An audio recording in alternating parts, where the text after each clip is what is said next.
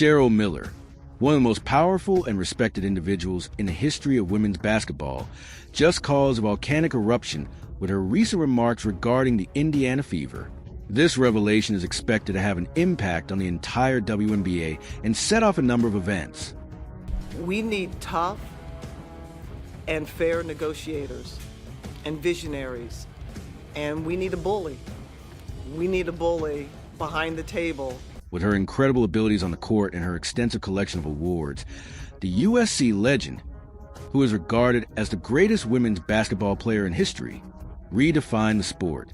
Despite being retired, the Hall of Famer continues to have a significant influence in the WNBA as a coach and a sideline analyst.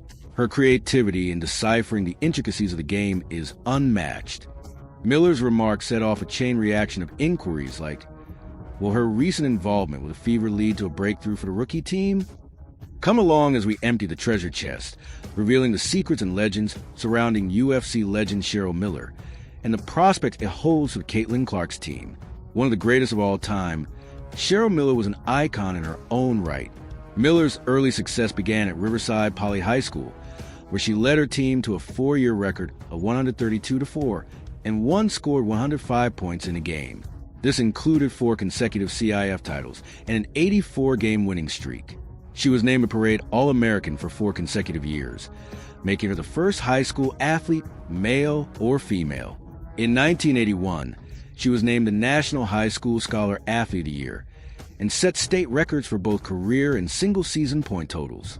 She maintained that success at USC, where she guided the Trojans to a 4-year overall record of 112-20 and back-to-back titles in 1983 and 1984, winning the NCAA Tournament MVP award each time.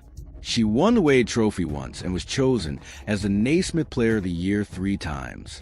She was a 4-time Kodak as well. All-American and finished her career owning virtually every school record, including career scoring, scoring average, career rebounds, total field goals, and total free throws made. She was named Player of the Decade by the Women's Basketball Coaches Association in the 1980s and won the ESPN Female Athlete of the Year award in 1984-85. Miller was named the Pac-12 Player of the Century in March of 2016 when the Pac-12 Conference announced its all-century team. You can imagine a boisterous career. However, we're not finished. In November 2006, USC retired Miller's number 31 jersey after she was admitted into the USC Hall of Fame in 1995. She was the first woman to be inducted into the Pac-12 Conference's Hall of Honor in 2018. Miller's gold medal performances at the 1984 Olympics, the 1983 Pan American Games, and the 1986 Goodwill Games, where she led each team in scoring, were the pinnacles of her international playing career. Did you know that someone with such influence in the WNBA never wore a WNBA uniform? Since the professional league did not exist when Miller graduated from USC, the WNBA was not established until 1996. If her career hadn't ended abruptly due to knee injuries, she probably would have played in the league. That wasn't the end for Miller, though, as she picked up the John Wooden's hats of head coach at USC, the WNBA Phoenix Mercury, and Langston. Before going back to coaching, she worked for TNT for 17 years as a television reporter and analyst. Miller's impact on women's basketball goes beyond her personal accomplishments. Future generations of female basketball players, such as rising star Caitlin Clark of the Indiana Fever, were made possible by her. I think obviously Cheryl, she's like one of the pioneers of our game and just an awesome individual. Like her personality just radiates. Like being around her, it just makes you smile. Like she's just such a cool human. So for her to get to coach us, like super exciting for me. I was super excited when I heard that news. Like just a great opportunity to be around somebody that's given so much to this game and to get to enjoy this, my first experience with her on it. Reggie Miller, Miller's younger brother and a Hall of Fame basketball player, is another supporter who gives Cheryl flowers for having had a big impact on his career. With her reputation as a game changer and a nurturer of young talent, Miller's connections with the Indiana Fevers have already generated excitement in the Women's Basketball League. After its share of recent WNBA setbacks, the rookie team is anticipated to be on a rise to dominance. With Miller in charge, the bias standard against Caitlin Clark, one of the rapidly rising household names on everyone's lips in America, can be addressed by using her perception and authority in the game. When the two first met in July at the WNBA All-Star Game, the veteran gushed about Caitlin Clark's performance, praising her ability to pass the ball and get open. Caitlin's got great handles. The one thing that I don't think people really appreciate about that young lady's game, she can pass the ball. She continued talking about the rivalry between Chicago Sky Angel Reese and Indiana Fever Caitlin Clark. Miller uttered those words. I've been able to step back and watch from afar. I love and appreciate the rivalry. I love what they've done for the women's game from a collegiate level to now. And it's working. And it was only a matter of time. And great narratives, great storylines. But now the bottom line comes down to one thing. It's about basketball. And it's about wins.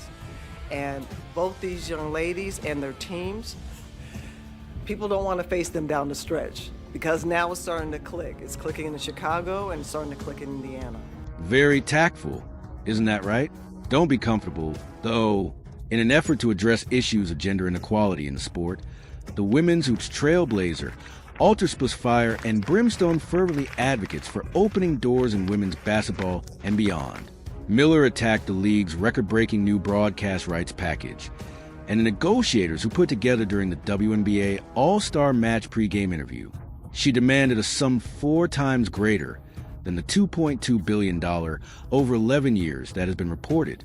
According to reports, the WNBA will start receiving in 2025. I'm not great with numbers. Low ball.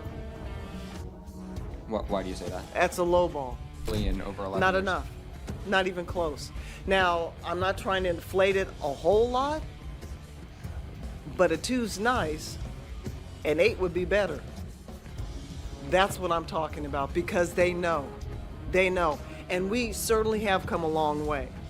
And I'm not about gouging, but it's a long time overdue, and we're going to continue to get better and better. The WNBA should be thrilled about the possibility of quick development of women's facilities and increased transparency in the league's leadership with a titan like Cheryl Miller, not to mention the Indiana Fever, who are the biggest winners.